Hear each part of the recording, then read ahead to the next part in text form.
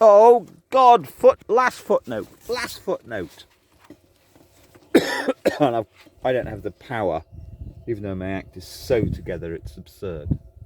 That computer's charging, and between takes, shots. Yeah, I just don't do take two. I plug my phone. Right. You see, because I've got to end this on a life-affirming note.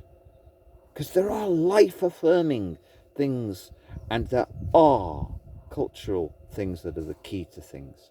Now, that's not going to be quite my film number one. It might be if it's just somehow turned into something truly magnificent. But here's the thing.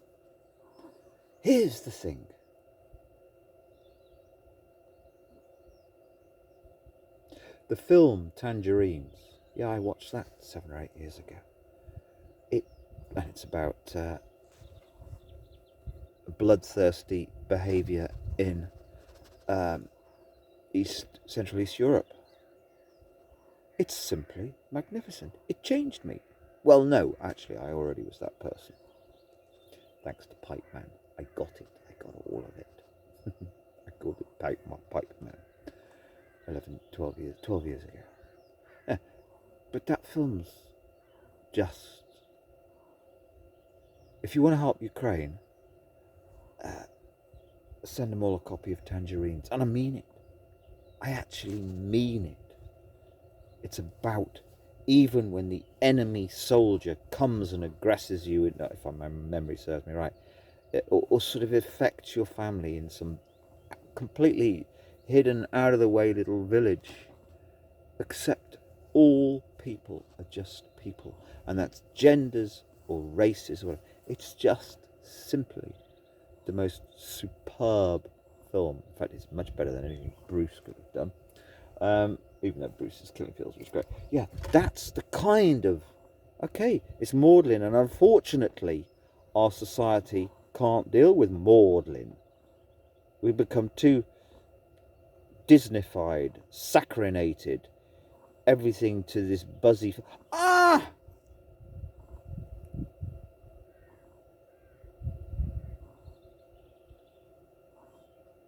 Yes. I have one last little theme to weave in. I know what it was. Tangerines is more important than what I'm going to say. It's this. I say to people, I've said to people last decade, in fact, kind of as of 15 years ago, the way I got this stuff done, mid-00s, well, right from the word go, right from my collar being felt, I figured pretty rapidly. I mean, this is the true, apart from being separated from your, I don't use this word twin flame, but let's use it as a shortcut word. I parented very well. There must be a boundary and a theatrical understanding that I am here to, with loving authority, guide you forward. And I amaze myself. I got quite good at it over the years. Right. Yeah, I say to people, right, well, no, fact. When you discover, well, I'd already started to discover it in 2002. Autumn, Helen, Tank, right? When you discover, and we'll put Dominic Boothroyd in for, no, it was, I can't remember the fellow that worked there.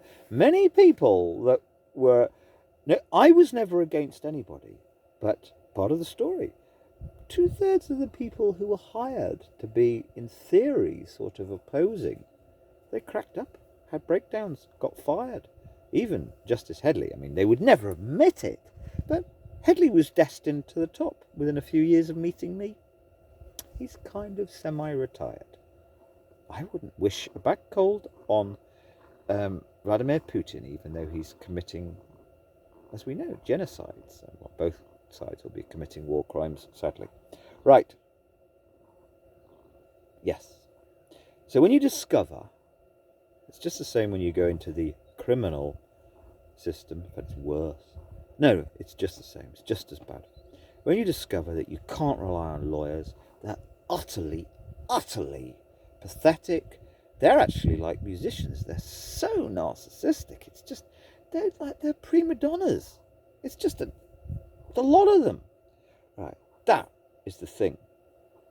After losing your life with your kid, that's the thing that hurts the most. That's the thing that leaves you really, right. So I kind of gradually realised you're on your own, and the only way to push through it, never having even said a word in public in my whole life, the only way through it is by PR, by somehow, oh, I hate it. Me and my brown fellow, he made a joke about it 2 or 3 days ago. No, it was a week ago. Did you see me control the narrative there? So I said to the text back, yeah, you control freaking. In fact, I keep all these texts. They're hilarious. They're wonderful. Yeah. Controlling. Taking control of the narrative. Now, even that's too cynical. I started to put the story, aspects of the story, into the media, public domain. You have to go through them. It's terrible. It's terribly hard work. I even sat one night in my prison cell in Portugal, writing in very small letters, because I only had one piece of paper, the real version to somebody who's actually nationally famous, who quite accidentally worked for the BBC, journalist, who actually by pure happenstance accidentally had a bit of a kind of personal, she was the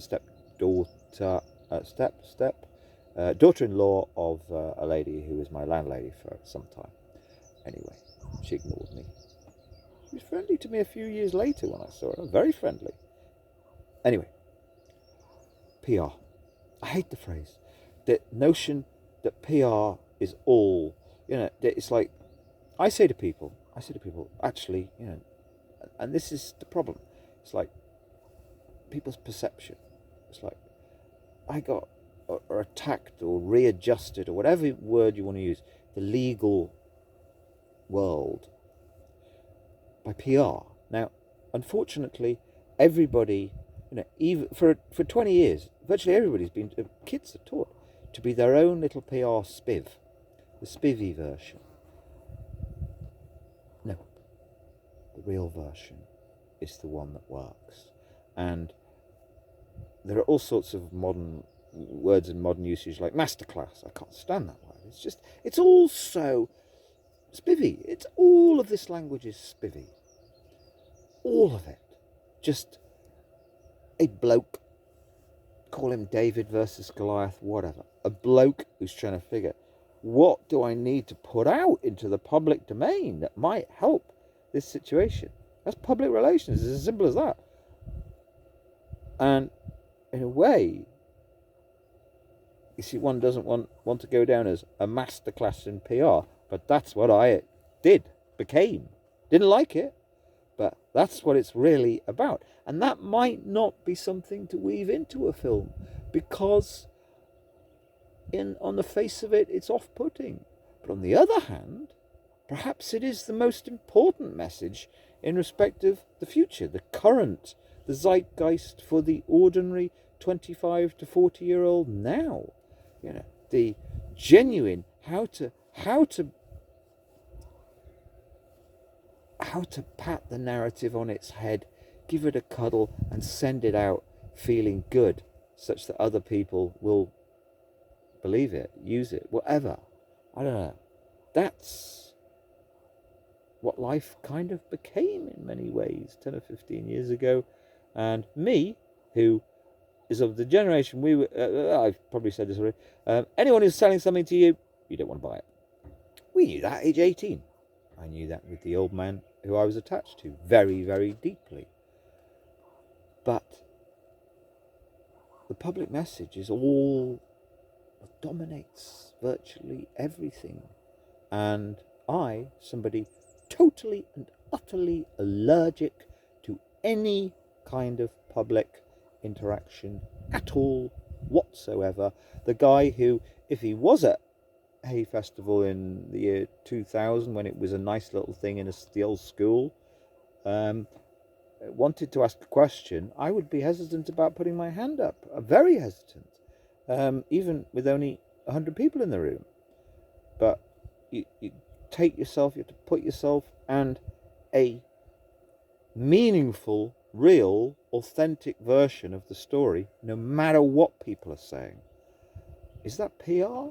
Well, it is really. So that's what this is about, PR. But I don't like to say that because that makes it sound like you're too close to the world of the spivs and the reputation managers and the cynics. No, totally authentic, for everlasting PR is actually what it's kind of about.